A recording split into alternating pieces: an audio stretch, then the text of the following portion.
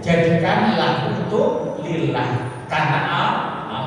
Ini ya. Insya Allah ketika manusia sudah tertanam jiwa imannya kepada Allah, maka dia insya Allah akan selamat. Kapanpun, dimanapun, ini perintah Allah. Sudah waktunya sholat, maka tidak ada kata lain kecuali segera menghentikan segala macam aktivitas kita, tunaikan haknya Allah, kita segera bersujud kepada Allah Subhanahu wa Ta'ala. Ya kadang-kadang maaf, manusia kadang-kadang dengan alasan kesibukan. Ya, saya dulu pernah isi pengajian, ada seorang teller kawan Solo. Saya belum sempat jawab pertanyaannya, sudah jawab sendiri. Pak Ustadz Fauzi, boleh saya tanya? Saya sibuk sekali melayani nasabah sehingga lupa sholat zuhurnya. Saya jawab Ustadz, boleh kan Ustadz tidak apa-apa? Jadi saya belum ngomong dengan jawaban saya sudah dijawab sendiri Pak Ustadz. Harusnya kan off.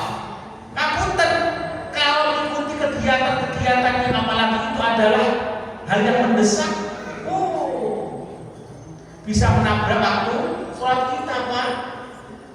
Tadi saya sholat juga agak molor jam 12:30 karena sibuk menilai pekerjaan teman-teman lewat SKT Pak. Apalagi sepi, gak ada orang. Ya sudah jam 12:30 saya sholat zuhur. Padahal ada sudah jam 12. Ya Allah, inilah contoh betapa repotnya, betapa harus ada pengendalian dalam diri kita terkait dengan menunaikan haknya Allah Subhanahu wa Ta'ala. Ada manusia apa tidak, kalau itu adalah cerminan dari ketakwaan kepada Allah, segera kita tunaikan, segera kita laksanakan. Nah ini yang pertama.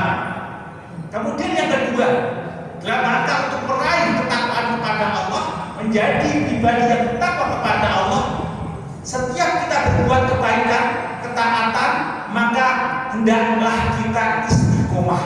Kalau dalam bahasa kerennya konsisten, acek, ya, tidak goyah. Walaupun seringkali manusia tergoda oleh hawa nafsu, oleh keadaan, oleh lingkungan yang kemudian untuk wujudkan istiqomah ini berat sebentar, sekali-kalilah, nggak usah sholat, kan sudah sering sholat di masjid, sekali-kali nggak usah sholat, sekali-kali tidak bisa sholat, kan sudah banyak setiap tahun sholat, sehari saja nggak sholat kok ribet. Nah ini kadang-kadang sering mengganggu istiqomahnya kita. Ya. Makanya Allah suka kepada hambanya ketika beramal sedikit tapi rutin. Yang biasanya tahajud, tidak usah banyak-banyak, 2 rakaat, asal rutin, Allah suka. Duha, tidak usah banyak-banyak, 2 rakaat, asal serius rutin setiap hari. Ini yang kita harapkan seperti itu. Baca Quran, tidak usah banyak-banyak, 1 hari 2 lembar. Jadi saya sudah menanggapi saya alhamdulillah sudah 10 tahun Rasul, ikut klub nasional Wandus. Sudah saya niatkan sampai saya mati. Ya. Itu aplikasi itu otomatis. Ketika 3 hari nggak setor akan mendelete, mengeluarkan yang bersangkutan, dimasukkan yang antri itu masuk balik. Tapi nggak kuat karena 1 hari harus bisa setor 1 juz atau 20 halaman. Tapi ya bismillah ya, harus kuat komitmen ya. Karena untuk satu kita nanti kalau kita menghadap Allah, bismillah, waktu 24 jam, masa iya nggak bisa setengah jam kita baca Quran. Yang 24 jam dipotong-potong daripada kita ngobrol masih di kalau tidur. Setengah jam kita baca Quran untuk mendapatkan pahala dari Allah. Daripada main HP yang kadang-kadang melalaikan, ya enggak? Nah, Masya Allah ini ya. Luar biasa ini HP ya. Ini yang kadang-kadang melalaikan kita. Ada waktu yang Allah berikan kepada kita, kesehatan akhirnya menjadi musibah. menjadi mubazir. Nah ini akhirnya kita banyak untuk investasi akhir. Yang ketiga, dalam upaya meraih ketakwaan atau kemuliaan di hadapan Allah, kita tidak pernah bosan minta kepada Allah. Doa, kita makhluk dhaif. Allah yang berikan hidayah. Maka setiap hari kita kepada Allah. Rabbana la tuzigh qulubana ba'da idh hadaitana wa hab lana min ladunka rahmah innaka antal wahhab. Sambil kita ikhtiar berjuang keras untuk mengawal keistiqomahan kita dalam beramal kebaikan. Yang jelas minta kepada Allah ini adalah harga mati. Bukti kalau kita ini adalah makhluk yang lemah. Petunjuk mutlak adalah di tangan Allah. Tidak bisa kita kemudian memastikan pasti ini aku nanti masuk surga, pasti ini aku nanti masuk surga, akan terhindar dari neraka, pasti nanti aku akan menjadi orang yang husnul khotimah.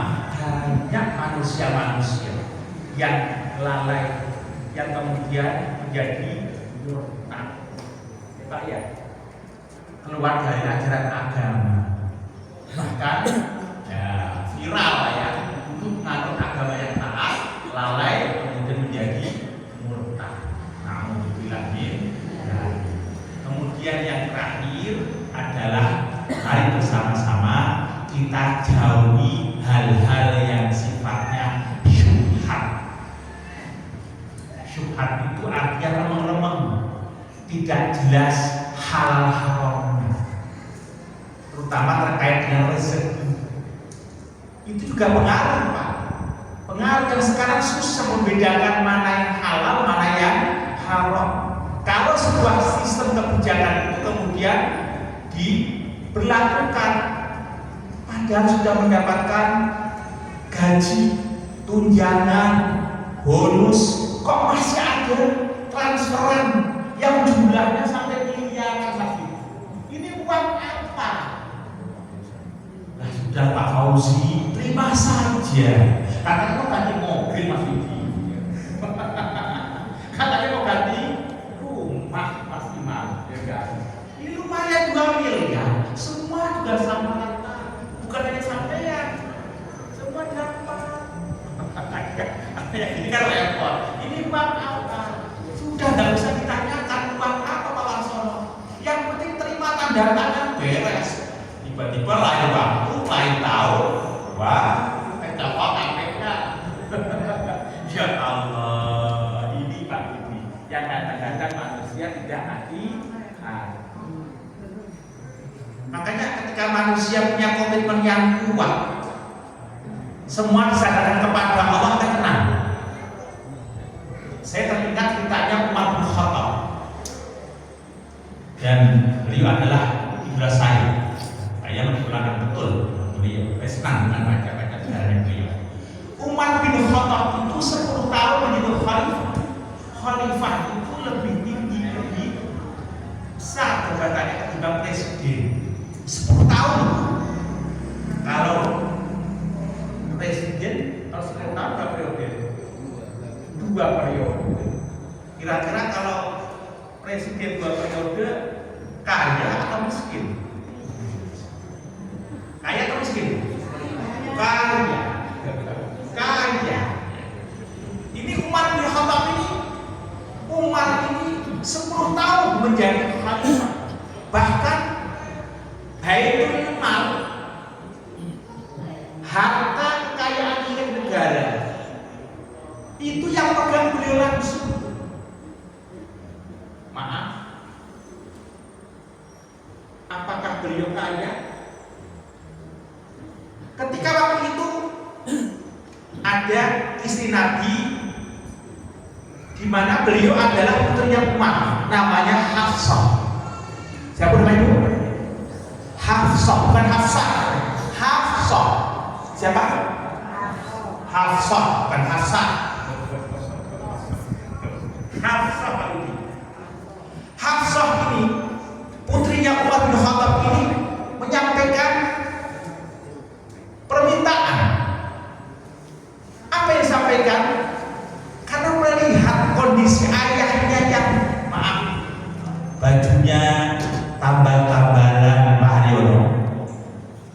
dibanding baju bajunya bagus, baju saya bagus. Khalifah Umar bajunya tambah-tambahan itu khalifah, gajinya sedikit.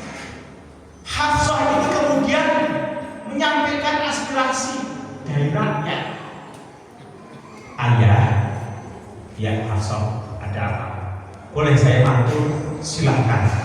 Ayah, ini ada aspirasi dari akar rumput. Semua rakyat menghendaki agar ayah gajinya dinaikkan sekian lipat. Kalau tahu gajinya dinaikkan sekian lipat. Apakah Umar bin Khattab senang? Apakah Umar bin Khattab tertawa? Tersenyum? Sudah ancang-ancang rupanya marah. Hafsah, kalau saya tahu siapa yang menyampaikan ide ini, akan saya tampar mukanya. Hafsah ketakutan. Istri Rasulullah yang bernama Hafsah putri Umar ini ketakutan. Ketakutan. Ini yang menyampaikan rakyat ayah. Tidak.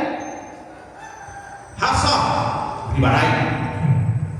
Kau istri Rasulullah, bagaimana kehidupan suamimu? Apakah tidur di atas tilam spring bed yang mentul-mentul? Hafsah akhirnya diingat kehidupan suaminya. Hafsah, apakah suamimu Rasulullah makan roti yang enak? Semakin gede air matanya. Akhirnya cerita, tidak ya ayah. Nah itu, dua sahabatku sudah menghadap Allah, sudah nyaman berada di surganya Allah. Saya ingin menyusul mereka, baginda Nabi dan Abu Bakar, dan saya akan ingin berjumpa dengan mereka. Kalau perilaku saya, perbuatan saya, kebijakan saya berbeda yang ditunjukkan oleh baginda Nabi kita Muhammad Sallallahu Alaihi Wasallam. Nah, ya, tidak mau mengikuti usulan rakyat Pak Imam. Yang usul rakyat loh. Wong rakyat yang mengusulin tiba-tiba pejabat pada naik gaji. Ya Allah, ya Pak ya. Ini Masya Allah. Ini Khalifah Umar bin Khattab. Bahkan ketika detik-detik akhir beliau mau wafat, Khalifah Umar bin Khattab itu ada yang mengusulkan, ya Khalifah, kami semua sepakat dan rela pengganti panjenengan itu adalah putra panjenengan yang salih, Abdullah bin Umar. Apa senang Umar bin Khattab? Bagaimana? Marah lagi. Ya. Wahai sahabat-sahabatku, memang sepertinya ketika ajal akan segera tiba. Sebentar lagi akan aku tinggalkan alam semesta yang fana ini, jabatanku ini. Tapi tolong, sepeninggalku jangan tunjuk penggantiku dari keluargamu atau anakku. Tunjuklah orang lain.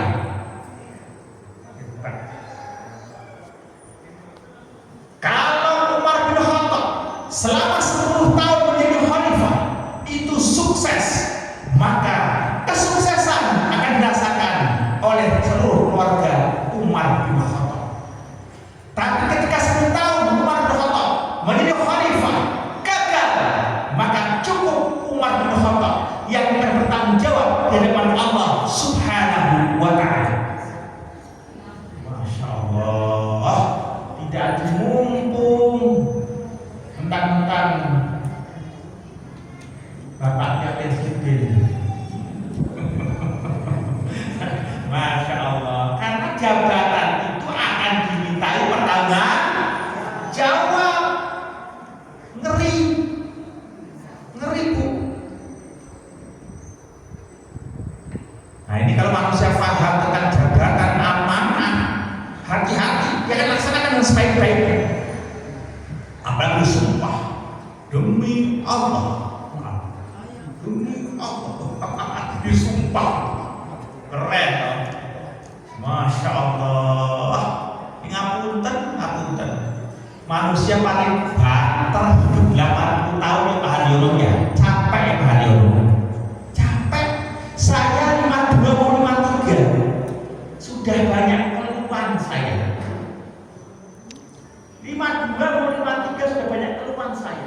Boyok kadang-kadang lengket, asam urat kadang-kadang muncul, pusing.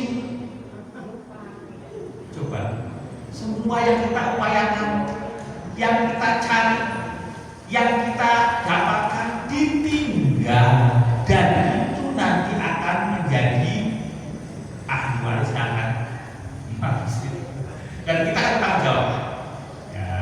Akan tanggung jawab. Itu yang kita takutkan. Karena akan ada tempat yang abadi kelak surga. Kalau nggak surga neraka. Ya. Kalau nggak surga neraka. Nah, selamanya lagi. Dan kalau kita kemudian menikmati kehidupan dunia dengan hura-hura, dengan aji mumpung, maka tentunya kita akan celaka ya. Nyata akhirat selamanya. Kita tukar kenikmatan akhirat dengan dunia. Sungguh merugi manusia yang punya pandangan seperti itu. Justru manusia yang cerdas adalah manusia yang menjadikan dunia untuk akhirat yang abadi. Paling banter kita ibadah 80 tahun Pak, tapi ditukar dengan kenikmatan yang abadi selama-lamanya. Ibadah 80 tahun gak lama Pak Imam, tapi di akhirat surganya Allah selama-lamanya. Bermaksiat 80 tahun tidak lama, di neraka balasan Allah selama-lamanya. Itu yang kemudian jadilah kita orang yang cerdas, bisa membandingkan mana yang kita kerjakan dan mana yang harus kita tinggalkan. Bukan cepat. Ya Allah, sudah ya sudah. Demikian jemaah sekalian, kaum muslimin wal muslimat rahimakumullah. Mohon maaf bila mana ada hal-hal yang kurang, dan terima kasih atas perhatiannya. Mudah-mudahan kita semua menjadi hamba-hamba